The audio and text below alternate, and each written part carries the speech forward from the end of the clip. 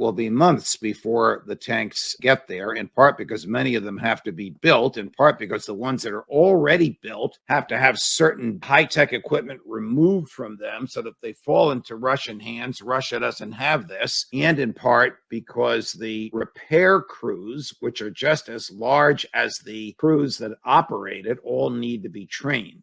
Are you hearing something different about when these tanks will arrive? No, that it's going to be months. Russia is going to make gains. I have no doubt that this spring is going to be very difficult for Ukraine. Russia is going to regain territory. It's going to regain territory in Donbass. It's trying to regain all of Donetsk.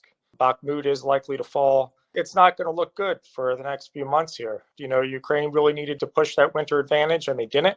And they've been on the defensive, and it's going to extol price on them. But, once that equipment arrives, it depends how well the Russians are able to fortify their gains as to how long it takes to then liberate those areas and whether an offensive to go for Crimea is possible this year or not. It's looking less likely to be possible this year because a lot of the year is going to be spent regaining territory when the tanks arrive that the Russians will take in March, April, and May. We've talked about military math, so I don't have to go over burn rate, replenishment rate, etc. The Russians have an extraordinary military advantage, one that they have yet to fully exploit. They're in the process of developing the battlefield to identify weak links, and then they're going to overwhelm the Ukrainians. It's not going to be limited advances. It's going to be an overwhelming advance that will cause the collapse and destruction of the Ukrainian armed forces.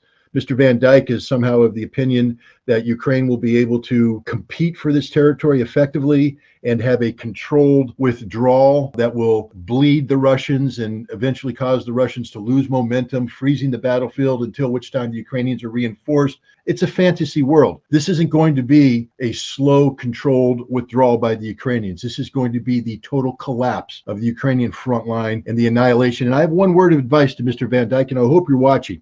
Get the hell out of Ukraine because you're dead man walking.